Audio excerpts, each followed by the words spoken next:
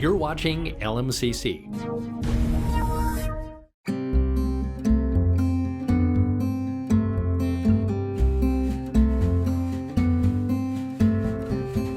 Welcome to Westonka Memories.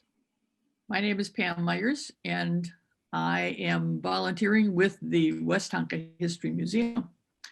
Today, I'm meeting with Liz Vandam to learn about some research she's done. Hi, Liz. Good morning, Pam. So tell me a little about how you became curious about the Moore cabin. I'm always looking for information about the earliest days in our Upper Lake area.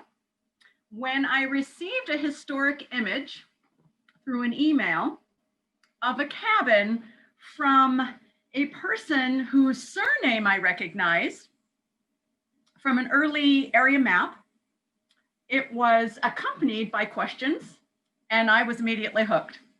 My subsequent research proved to find many pioneer connections and brought forth a piece of Upper Lake history I had been hoping to find. Where did your research begin? So my research begins usually with maps and then to Ancestry.com. And if I'm lucky, a map can offer property owner names and then bring into focus the location for the research. And then with Ancestry, it's a great vehicle to find family trees, census, land, and vital records. And the bonus is contacting names, usually of descendants, that enjoy sharing the information that they found. So the more people that use Ancestry, the more information becomes available. So it's a great vehicle. Super. So tell us about the Moore cabin. Welcome to a fun history tale here in our own backyard of the Upper Lake. I'm going to introduce a cabin and some of the oldest Lake Minnetonka pioneer names: the Carmens, the Cooks, and the Moores. My research began in 2014 when this photo was forwarded to me at the Westonka Historical Society from a fellow historian in Excelsior. It was received from Paul Moore, a New Jersey native and a descendant of the cabin's builder. Paul was researching his family history, and he was interested in what we could share about this cabin. This presentation is the history of this cabin. Who built it? Where was it? And does it still exist? From Ancestry.com, we learned first about the Moores. Charles Seth and Sophia Jane Moore were Paul's two times great-grandparents that came to Minneapolis in 1874. And Thomas and Maria Goodrich Moore, Paul's three times great-grandparents, who lived in Minneapolis in 1857. At the beginning of this research, the impression was that the cabin was built by the Moores. But that hunch takes an unexpected twist.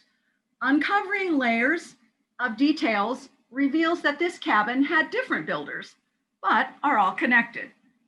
Ancestry.com also led to connecting with more Moores who added to the family story, including photos throughout this presentation.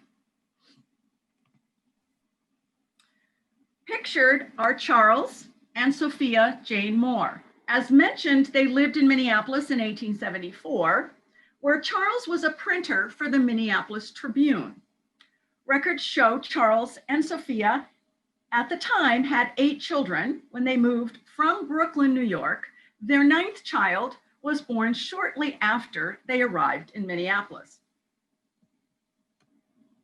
A property sale document dated February 14th, 1877 surfaced, stating that Francis Carmen and his wife Adela Moore sold 2 acres on the north shore of Cook's Bay to her brother Seth, the printer, and Sophia.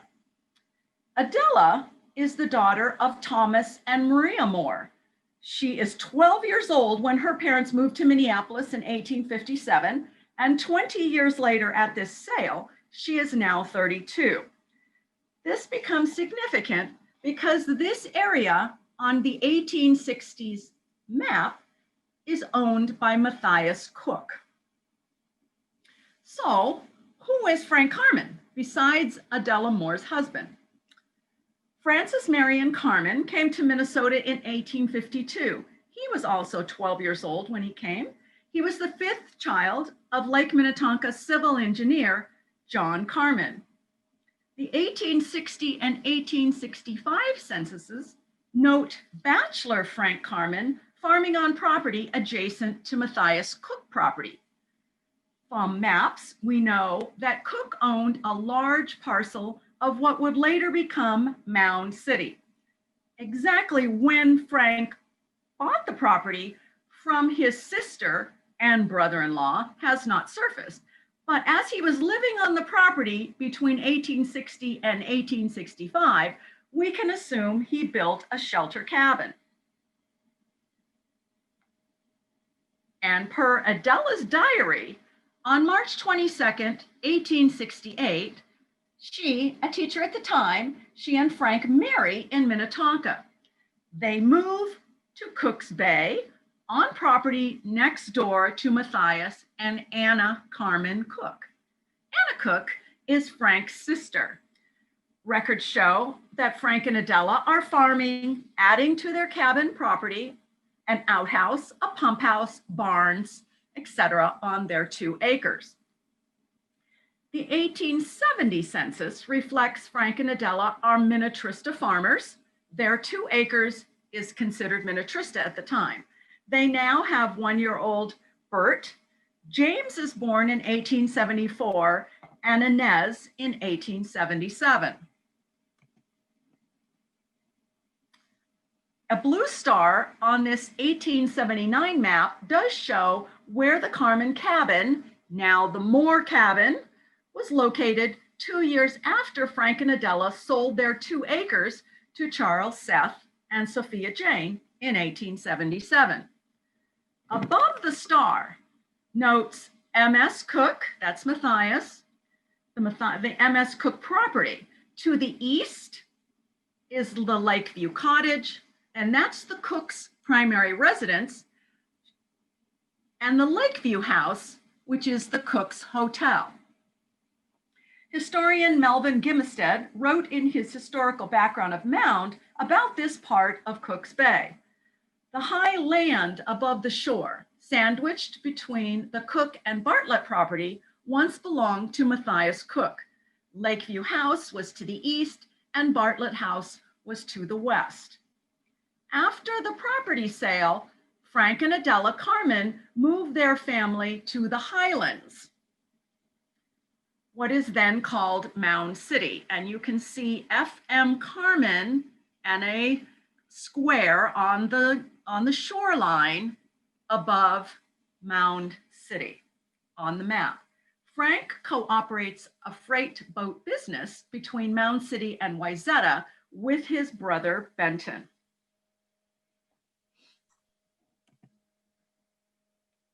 Here are the Carmens about 1891, before they moved from Mound City to Washington State in 1896. Starting from the left, Adela is seated. Standing behind her is Frank. Daughter Inez is next. Seated is Mary Goodrich Moore, that's Adela's mother. Dolly is standing next to her. Jenny is then seated. Bert is standing, and Nellie is on the end, seated with the doll in her lap.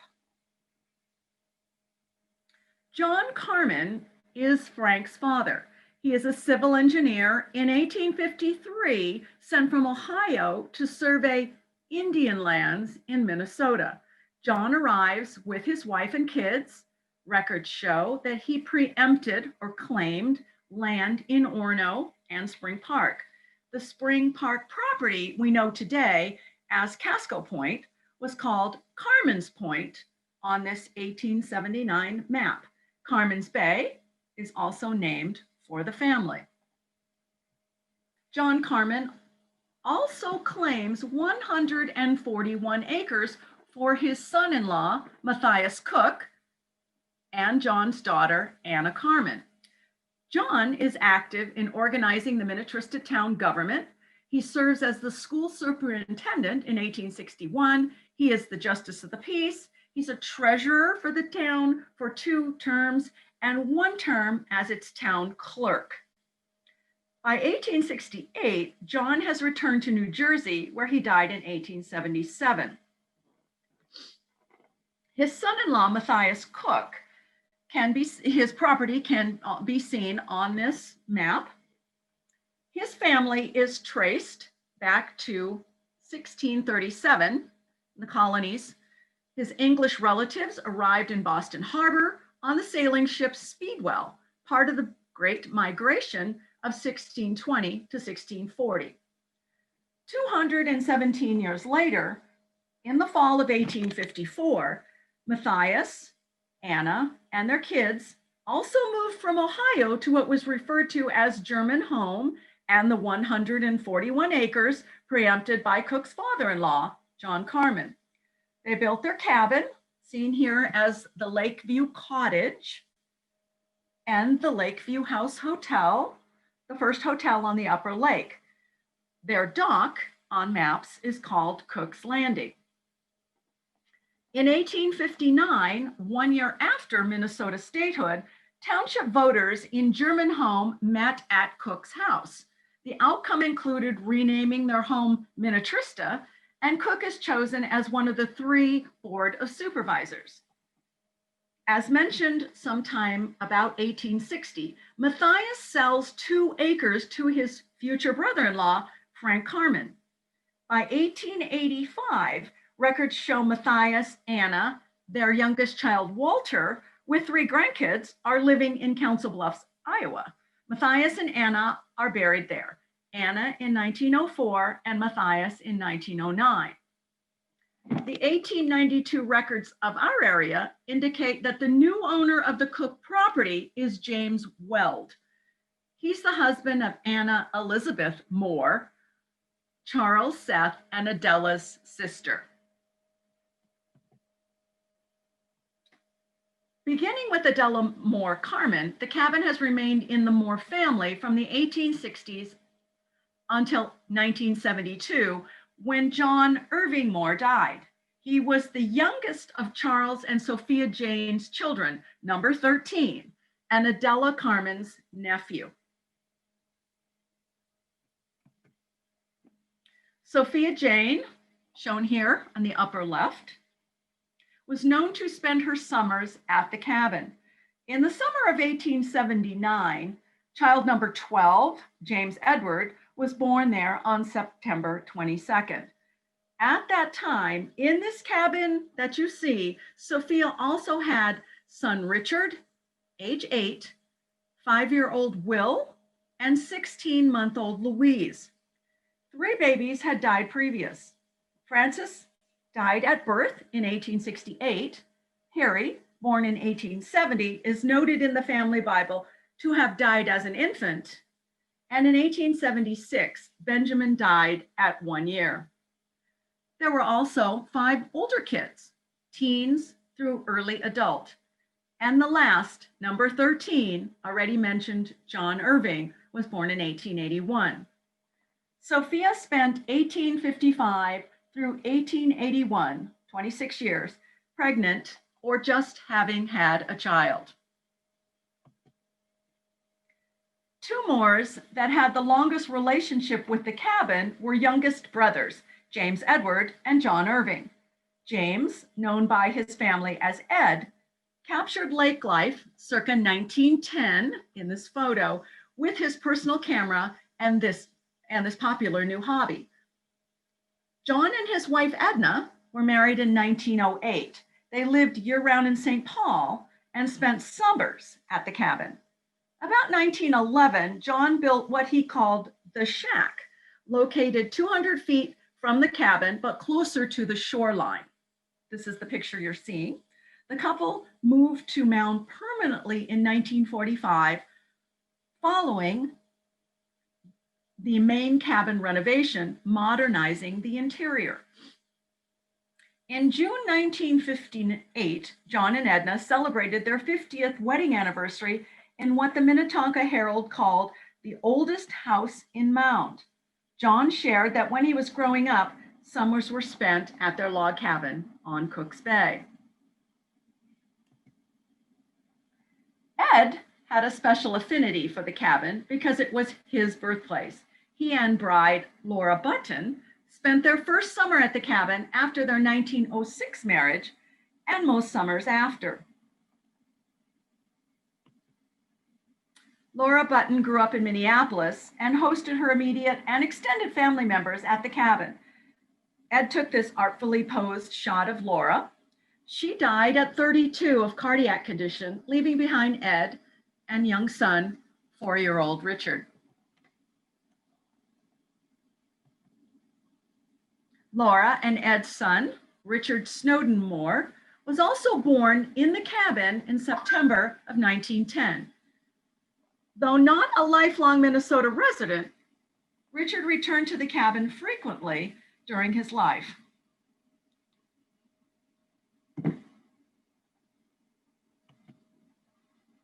Between 1905 and 1910, Ed built a cabin directly on the Cook's Bay shoreline. The upper cabin was affectionately labeled by the family 23 Skidoo and still exists, well maintained by its current owners. Son Richard said in 1960, "My father, Ed Moore Sr., built this 2-story, one up and one down on the steep bank of the Minnetonka Lakeshore, 100 feet toward the lake from the log house where my father and I were born." Ed's granddaughter, Pam Cavaliera, says these photos are an accurate depiction of her grandfather and all the Moores, a fun-loving bunch. Having switched clothes are far right, Ed and his second wife, Marion, far left, Ed and a friend, Alma, and the middle photo are brothers Ed and John on their dock, and they're dressed in women's swimming costumes. And this photo sends a classic message of lake fun that we still all enjoy on a hot summer day. Ed Moore is in the middle facing the camera.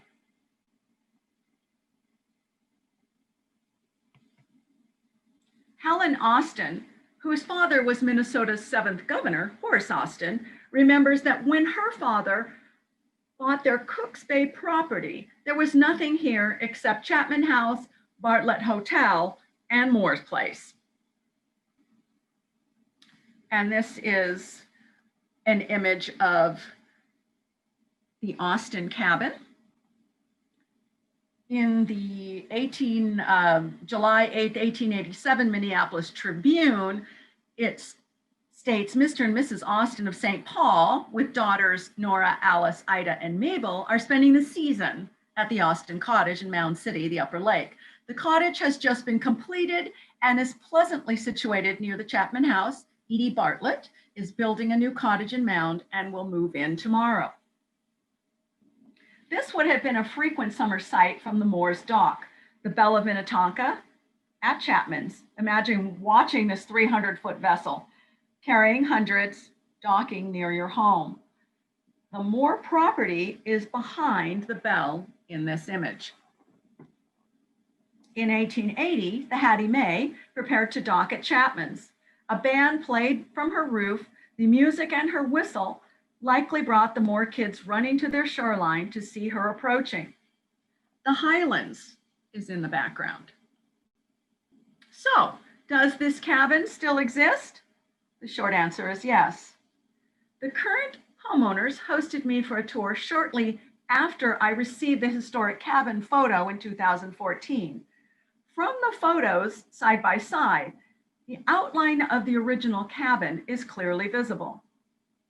During the 1945 renovation, the original footprint and walls were not disturbed.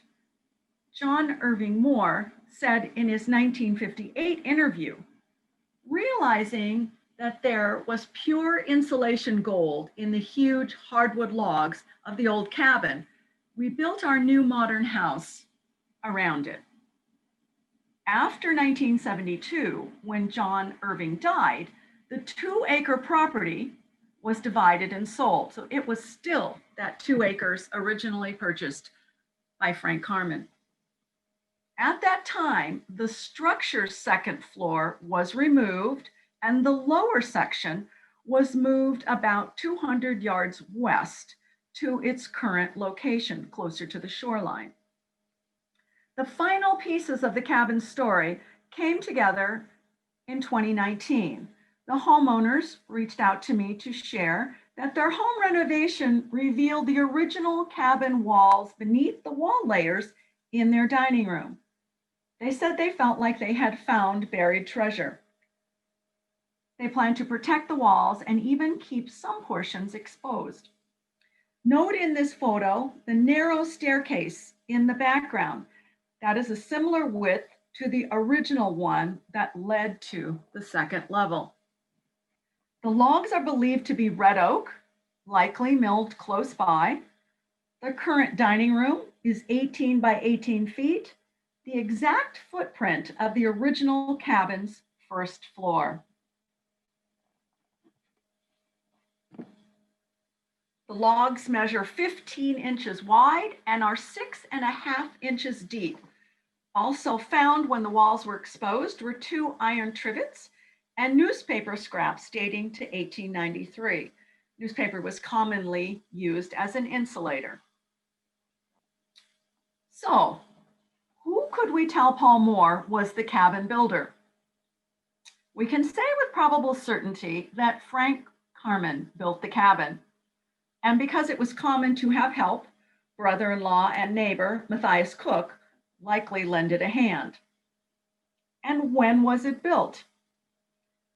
Between 1860 and 1868, according to records, making it one of the earliest surviving cabins found existing on Lake Minnetonka. And where is this cabin? On a portion of 2 of the 141 acres originally preempted by John Carman in 1853 for his son-in-law and his daughter, Matthias and Anna Cook Carman, and sold to Frank Carman and then to the Moores. It sits high above the Cooks Bay shoreline along what is now called Bartlett Boulevard. The end. Liz, that's an amazing amount of detail. I know. It's hard to keep track of all the relations, but it is the Carmans that married, Frank Carman married into the Moore family. And Matthias Cook is the son-in-law of John Carman and the brother-in-law of Frank Carman. And then the Carmans move away. And Matthias Cook moves away. And then another Moore daughter comes in who's married to James Weld, and they buy Matthias Cook's property. As I said, an amazing amount of detail. So what surprised you the most about what you learned? I was most surprised and elated that the cabin was still standing and basically sitting there in plain sight. When I was invited over and I looked at it and looked at the image of the historic cabin, it was just incredible. The footprint outline is very clear when it's compared to the current residence. And the interior cabin walls are very well preserved after 150 years, as you saw. Yeah. They're beautiful. They just look like a work of art to me. And they are the existing dining room of this current house. Astonishing. They're gorgeous. They're gorgeous. And that was the footprint of the original first floor, because they took off the second level when they moved it. So what has your research taught you about our area? It has taught me that there's a lot more to uncover. There are still some very old cabins existing on the shoreline that may have treasure inside their walls. And the bonus to me in this kind of research is connecting with descendants, and then connecting them with cousins that they would otherwise not have found. For sure. So it's all of very fun kind of detective work, as you often call it. Yes, I certainly do. That's true. Well, thank you for sharing. Thank you for sharing your research with us. We will put the interview onto the museum archives, so it will be available for future generations. Bye now. Thank you, Pam.